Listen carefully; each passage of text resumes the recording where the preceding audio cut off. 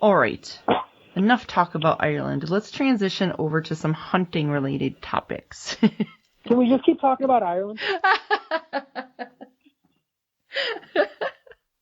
Come on now, because I know you got like big bucks on your trail cameras out there, right? No, I really don't. Dude, I don't either. I lost my access this year. It's November 1st when we're talking, and I've been in the tree stand twice. I have no idea when I will be back. I don't want to talk about hunting. It's just going to piss me off. Well, how about fishing? For you, I will. But, yeah. I'll be honest with you. So I've had this lease for 2 years. I've yet to see anything that really gets my heart pumping. Like, there's one buck that I'm like, yeah, if he shows up, I'm totally killing him. But, I mean, is it such a thing that, and for those listenings, it's not like I have 1 or 2 cameras. I literally have 18 cameras on 80 acres. I know exactly what's going on basically everywhere. And I don't know, is there such a thing as like a doe and spike only lease? I don't know. I mean, if there is, it's probably in Wisconsin or Michigan. Yeah. Michigan would be the other place you might find a doe and spike lease. Yeah. And anybody, again, if you've listened to me on other podcasts or the SpyPoint podcast or whatever, you've probably heard this, so you're zoning out. I don't usually get too worked up about that because my preference is always to hunt a doe home range rather than a buck because does are way more tolerant. That's true. Doe isn't going to relocate because she ran into a hunter on a given day. Now, you can't get stupid. You can't blow her out of there every day. Eventually, she'll relocate. But does just have deeper roots. And if the does live there, you may not have bucks on October 1st, but by November 1st, my whole thing is stomach, girls, stomach. You want to hunt bucks, it's stomach, it's girls, and it's stomach. And if you're hunting his stomach, you don't have the margin for error that you do when you're hunting him when he's in girl mode. So I would always much rather have the does and no bucks and then just go hunt and be surprised and shoot something that gets my blood going than watch a buck all summer, season opens, he disappears, and somebody half a mile away kills him because he relocated as the season changed, and that's where he's at now. That's just my preference. I would rather roll the dice for the month of November on bucks showing up to have a dance with my does rather than trust myself to not screw up hunting a buck. Well, and that is a good point. Every time people are like, well, if you're seeing all these does, why don't you shoot a couple, put some meat in your freezer? And I'm like, yeah, after the rut, I will. But if you kill all the does, then there's no reason for the bucks to come cruising in. And yeah, I shouldn't be such a pessimist because realistically, the whole point of the rut is that a buck will expand their home range, and you'll have some guy show up on a Wednesday morning that's never stepped foot on your property, not once ever, and present you with a shot. So I suppose I shouldn't be such a pessimist, so we'll see what happens. I will be in the tree stand. Just for the record, though, if we're relying on me to be the optimist in the podcast, we already off to a terrible, terrible start. Right. You cannot saddle me with the duty of being the optimist between us because that will not go well. I know. I'm just a little frustrated with this property a little bit. It's a good piece of property. There's a lot of activity. There really is a ton of activity. And in years past, so this is my second season hunting it, and in years past, the farmer just let everybody and their brother hunt it and kill everything. So, I mean, for it to kind of bounce back, it's going to take a couple years anyway. But then there's always that part of me who's like, well, what? I'm dropping $2,000 plus how many thousands of dollars have I spent on gas, battery, trail cameras, stands, whatever. And I'm like, man, I could just go to Buffalo County, pay $2,400 and spend a week and shoot a monster that because they're doing all of that work and spending all of that money. But I like going out there anyway. I don't know. I talk myself in and out of it all the time. So processor outcome. Yeah. Which one do you more want to be part of? Do you want to be part of the process of scouting and putting together a plan and maybe not having success, but being part of the process from cradle to grave? Or do you just want to show up? Yeah, well, right. It's literally what we just talked about with going to Europe. Yep. Do you want to go on a guided tour and have an itinerary put together for you and you just show up, plop your ass in a bus and walk around? Or do you want to spend 6 weeks researching best places to stay in Paddington and best restaurants on Hyde Street? And, how do you want to go about it? Yeah. When it comes to hunting, I'm more about the process. When it comes to traveling, let other people do that. I just want to show up and eat good food. No, that is a good point. Since I did have you on the call, I did have some questions about the new Flex and some of these trail cameras, issues that I'm having that I'm sure are not unique to me, or maybe maybe they are. Maybe I'm just freaking stupid. And I would never say it that way, though.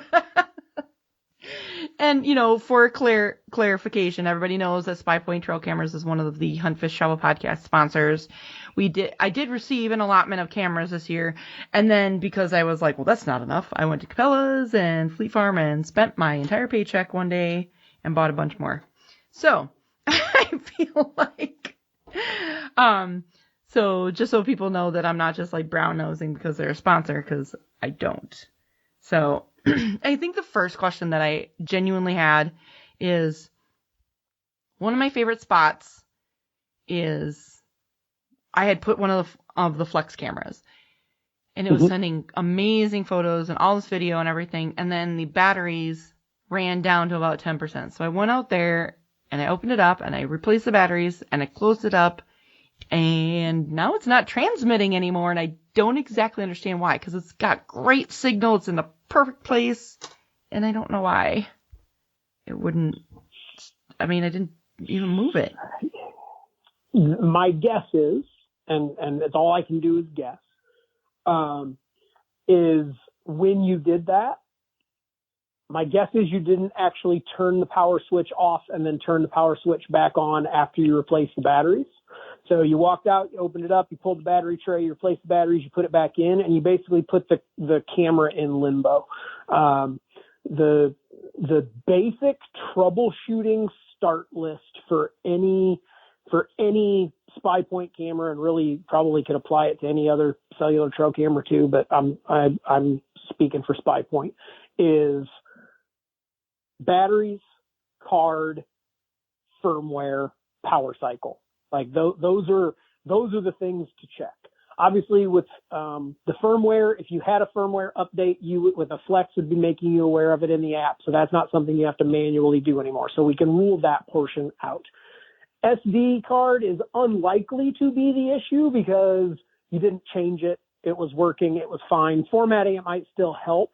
But my guess is because the batteries were what was messed with. If you went out there and you just popped that open and pulled the battery tray, the camera was on when that happened, and then swapped the batteries, because my guess is, knowing you, because you're you were, hurry, let's get this done, go, because you are the squirrel, right? I know.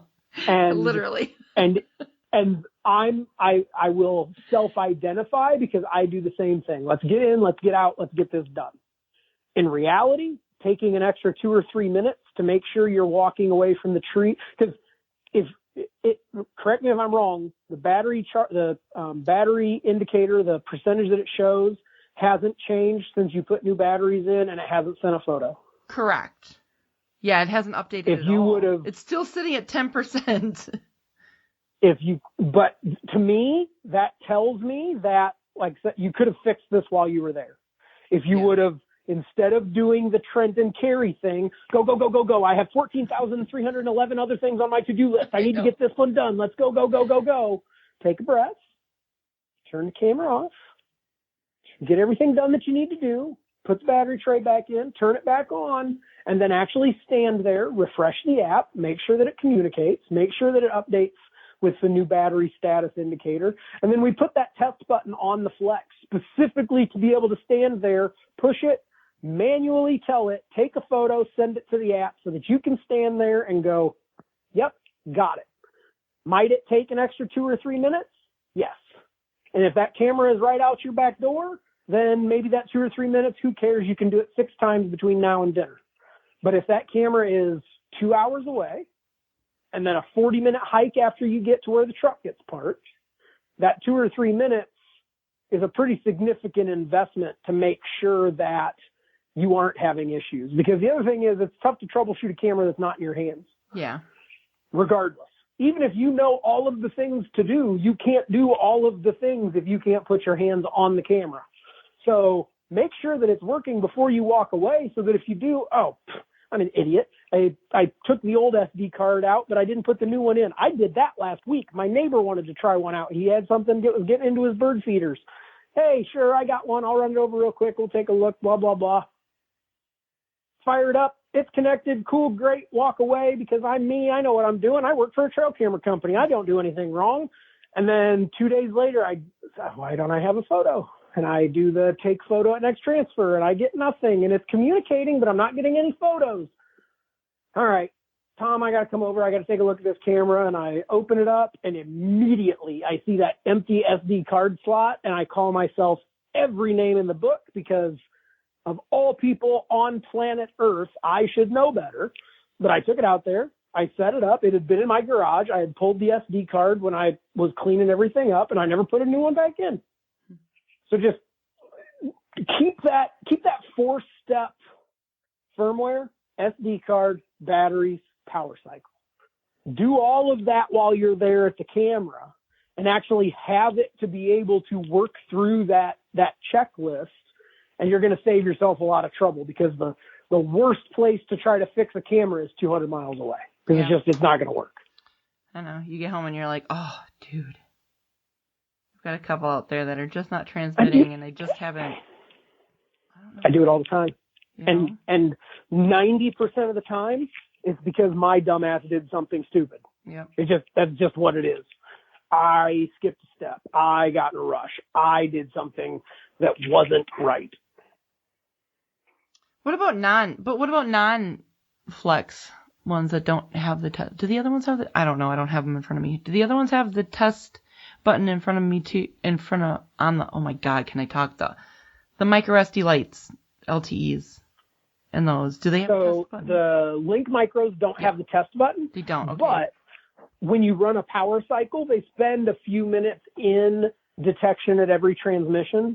So if you just you turn it on, you walk around in front of the camera and just walk around while you're on your phone, and it's going to take a photo because you're triggering it, and it'll send it. And if you're not getting those photos, then you can kind of go through that checklist again. Are you like me? Did you not put an SD card in the slot so it's not able to take the picture and store it anywhere to be able to send to you? There's still a workaround for that. Just because the test button that makes it super simple isn't there doesn't mean that you can't take a couple minutes, walk around in front of the camera, make sure that it's transmitting. Okay, cool, great. On to the next thing you go. Do the SD cards get full? Like, is it actually copying to the SD card, or does it just use the SD card to send it over to the app? So, yes and no. Yes, the SD cards can get full, but SpyPoint cameras all operate on something called continuous mode. So it takes a 16 gig card, somewhere between like 12 and 18,000 photos, depending on megapixels and settings and all that kind of stuff. So let's just call it 15,000 because math is dumb and I don't want to do it. So let's say 15,000 photos on a 16 gig card. That's a lot of photos. It's very unlikely that you would fill it up before you change batteries or cards or something else. But SpyPoint cameras use continuous mode.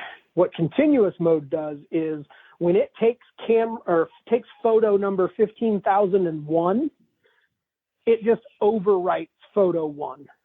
Okay.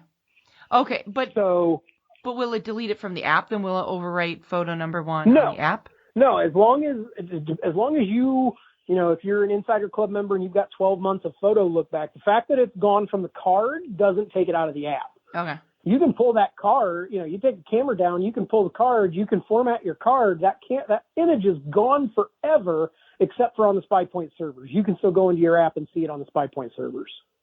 Okay. And once it's been transmitted, you've got that for either 30 days for non-Insider Club members or a year for Insider Club members. All right. For the Flex, and here's one that I just actually kind of forgot about that I was even having issues with. So I requested an HD photo of one. When I go to the photo, it says problem. A problem occurred while trying to download the full HD version of the photo. Please try again. So sometimes you can make a second request and sometimes it's just unavailable. I have a video right now that until I go and pull the card, I'm not going to be able to get it. It just depends on, there may be something kind of wonky with that card. Okay, and that was going to be my next, causing the issue or whatever the case may be. It happens sporadically and occasionally. Sometimes it's just something with that actual file that photo's fine. I have since requested other videos from that camera and been able to get them. But the picture of actually a fairly decent buck just down the road working a scrape, that one I was not able to get, and I will have to pull the card to get that one. That is something that is literally file specific. It's not even camera specific. Okay. Well, and that was going to be my next question. On that same camera, I requested some full HDs of 2 different videos, and I can't even request it again. It just keeps saying an error has occurred. It'll try, and sometimes whether it's the way it was stored or if there's some issue with that file itself, it'll just say, sorry, you can't request this one. When you pull the card, you can have it, but you're not able to get that one this way. Okay, so it is on the card. It's still on the card. Okay. And until it were to be overwritten, it will be on the card. But as long as you get to it before you take 16,000 more photos, you're in good shape. Okay, perfect. Well, then it's the same one that is transmitting still at 10% power, even though I replaced the battery. So I'll go out there, I'll swap out the SD card and see if I can't get it to go. And don't forget to turn the power switch off and then back on, and then use that handy dandy test button. Okay, for sure. Okay, well that makes jerk. It's a good thing we're already friends. Yeah, right. Oh my God. No, that makes a lot of sense then. Okay, and that makes me feel better because I was like, oh man, it's like the only damn buck really good shooter buck that I've seen out there. And I'm like, why can't I get this HD video? I'm so excited. And I'm like, because that's the one that you want. Of course. That's how it works. Yeah. I don't know about you, but when it comes to Murphy's Law, he's kind of a cousin. We call Murphy a cousin in this family. I know. What else? What other questions? Those were really the biggest ones. I'm just looking. No, well, there was one other that you asked me about that you said we were going to talk about. That's right. And you said that I couldn't make you feel stupid, and I said no promises. There was that one. That's right. And so that's right. I freaking forgot about that because he answered my question. So my question had been, I've seen I look on Facebook and Instagram and I see people with all these awesome photographs and videos of these deer, and all of mine are blurry. All of them. And then he asked me, I was like, are they at night? I said, well, yes, they are. But I have everything optimized. I got the trigger speed and everything. And he's like, well, Carrie, remember, you're a photographer and you know how this works. Yeah. But for those that don't, and this is, I'm gonna turn my laser death ray away from Carrie and just aim it at the internet at large, because it's giving me an opportunity to get ranty, which I love so much, right? So this is routine. You will see somebody post a trail camera photo, and I don't care what brand it is. It's a nighttime photo and it's blurry, and you can tell that it's a good deer, but you can't tell how good of a deer it is because it's blurry. And somebody invariably, because it's the internet, and we all know that everyone on the internet knows everything, someone will say, oh, need a camera with better trigger speed. Yep. Wrong. That's not what that is. Trigger speed, we'll go into the trail camera glossary.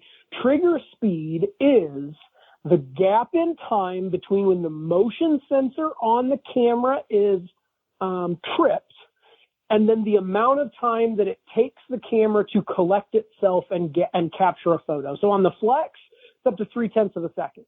So when something moves in front of the camera, it wakes the camera up, and the camera does what the camera needs to do to figure out what it has to do to make sure it takes a photo, and then it takes a photo.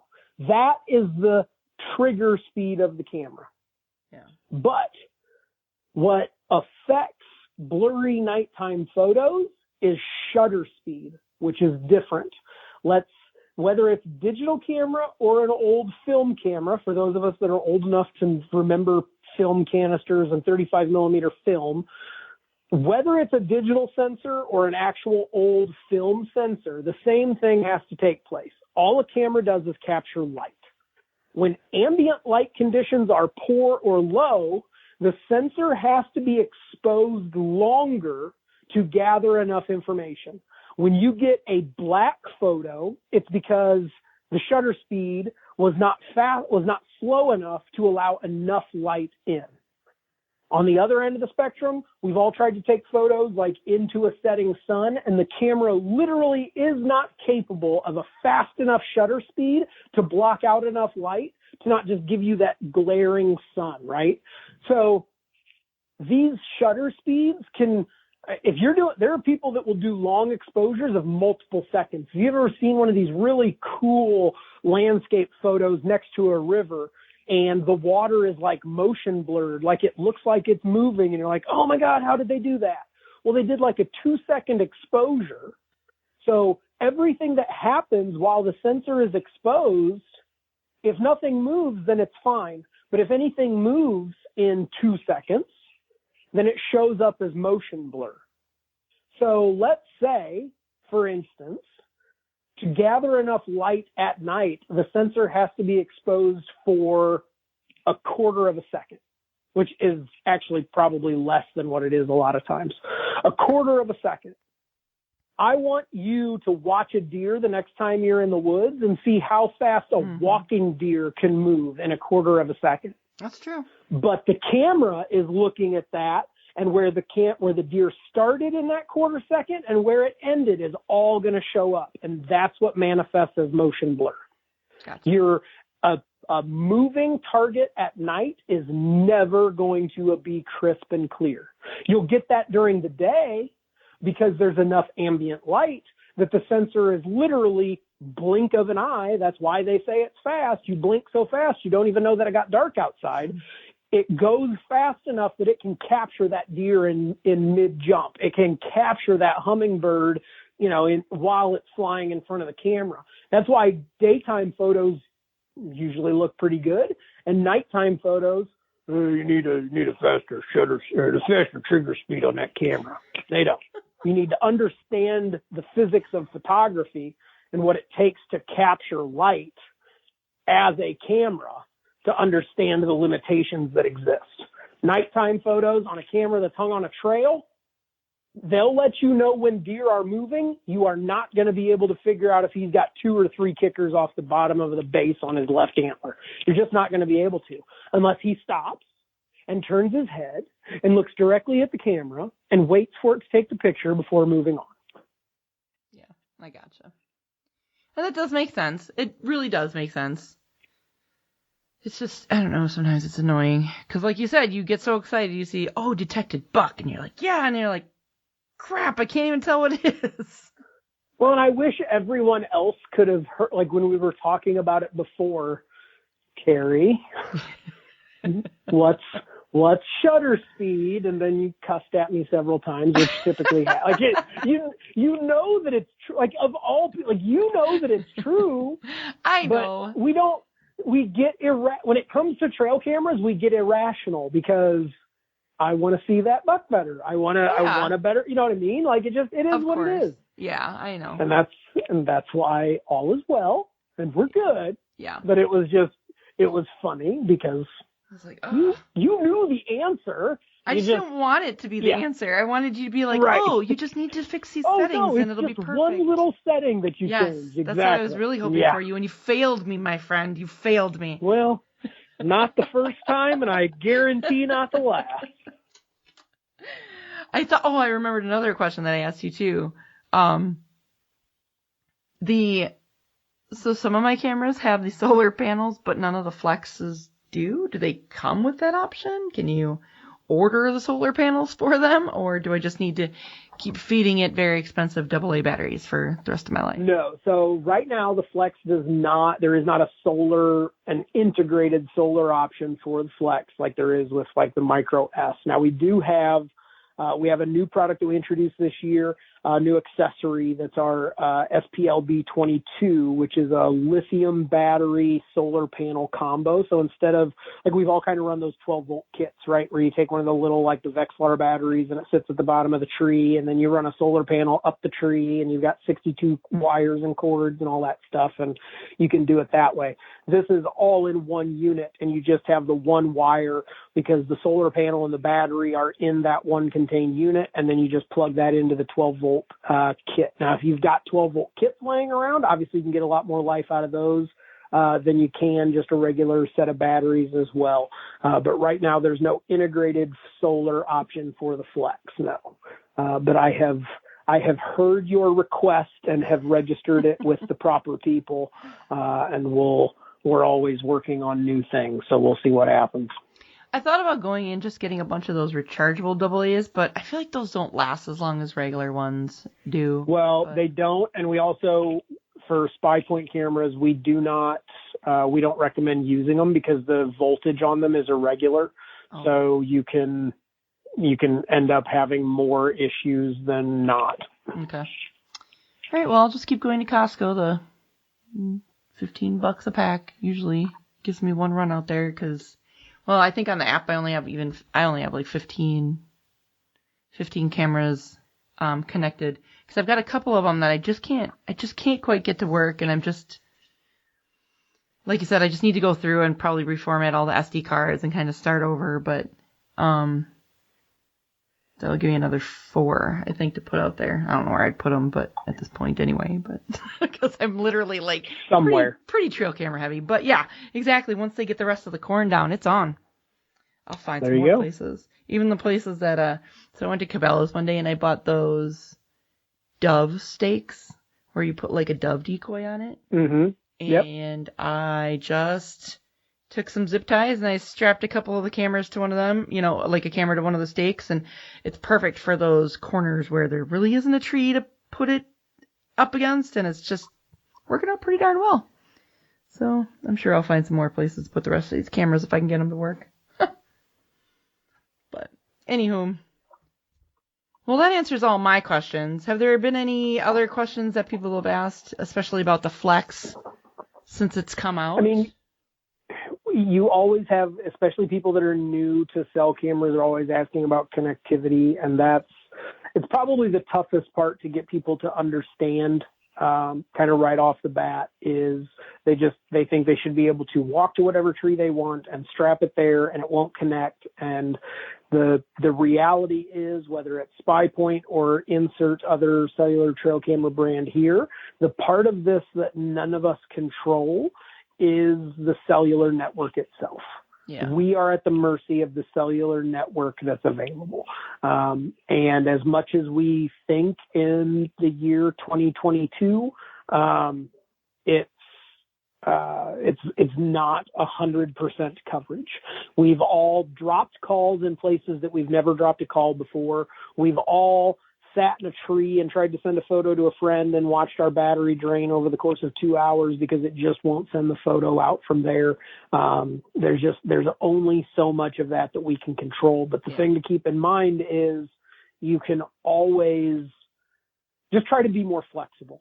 You would really be surprised. You have a tree and the camera won't connect. You'd really be surprised, sometimes moving as little as 10 or 20 feet. And you're still able to shoot pretty much the same place. But in that 10 or 20 feet, then it's able to connect and you don't have an issue. Or, the other thing is, you set it up and it works great for, 2 weeks and it's 100%, and then it misses the transmission and it shows 0% signal in the app. Well, what happened? Well, signal varies. It's not a landline. It's not constant. So just be patient. And honestly, that's one of the reasons that I recommend, there's two ways to think about this. And it kind of relates to battery life as well. If you want to maximize battery life, you typically hear people say, I want fewer transmissions a day, because it's the transmission that runs through batteries. And to some extent, yes, that's true. Where you do have a little bit of a difference, and where you may need to think about it a little bit differently, is in areas with low signal, you may actually want to do more transmissions a day, and that seems counterintuitive. Well, Trent, why would I do that? I'm going to be using more battery. I'm going to be trying to connect more often. And that actually is the purpose. If you're in a bad signal location, and let's say you've turned it down to one time a day, I only want it to try to connect and send photos once a day. And for the 5 minutes that it tries to connect one time in that 24-hour cycle, if signal is bad, every photo that it's taken for the last 24 hours is sitting there to be transferred. It's unable to make the connection because the signal at that time is poor. Now it's going to wait 23 hours, 59 minutes before it tries again. I don't want it to wait a full 24 hours to try again because I'm only transmitting once a day. I want it to try more often. It may fail, but I would rather it's trying to send smaller batches of photos more often, because my priority isn't battery life. My priority is getting the information from the camera that I need. Okay. So I might go through batteries a little quicker, but there's also been times where we've tested and it ends up being a wash, because sending a bigger batch of photos, it has to stay connected longer to get it through. Are you better off with 3 or 4 smaller batches, or attempting to connect 3 or 4 times, rather than putting literally all of your photos in one basket that gets dropped? Gotcha. Okay, well, I actually do. So that's actually a really good one, because I do have one that, as of Thursday, I just noticed it's still at 100% battery life, but it's saying 0%. Hold on, let me open this up here. It's saying it's 0%, but Signal. Yeah, sorry. I'm like, reading through the settings. Your thought. This is radio. This is podcast. They can't see your screen. I do have it at sync frequency as each detection. So. Okay. So hold on though. Okay. Each detection. I hate that setting. Strictly as a user. Not like Trent's taking off his SpyPoint hat and just becoming grouchy, crotchety Indiana deer hunter guy, right? I hate each detection, and here's why. How long do you think that camera waits to communicate between detections if there's no detection? Oh. Okay, so change it to 12 times per day. Right.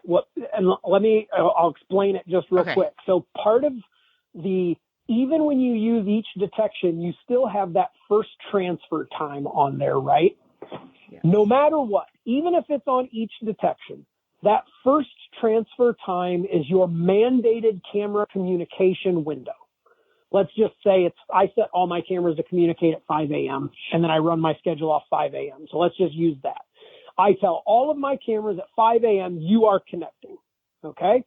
Now, if a deer walks by at exactly 5 a.m., or let's say 5:01, just for lack of a better. So at 5:01, a deer walks by. I got my 5 o'clock communication, and then I got a photo for my 5:01 photo each detection.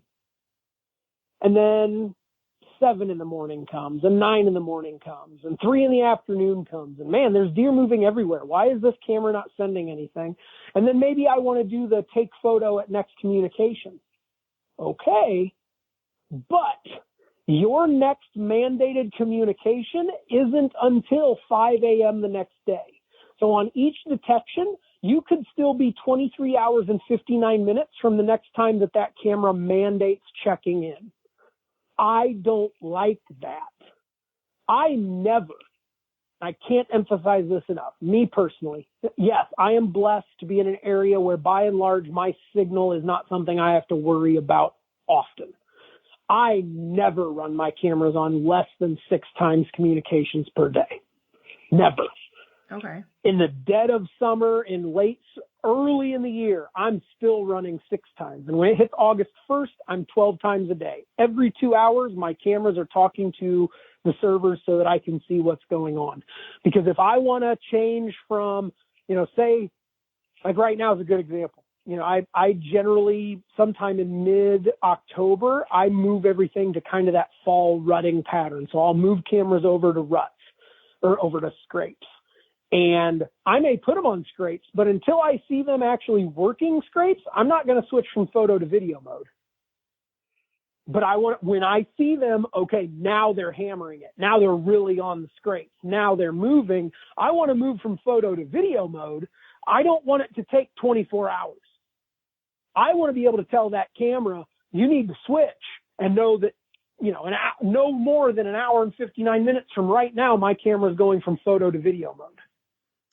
So that's how I run it. I do not like the each detection window.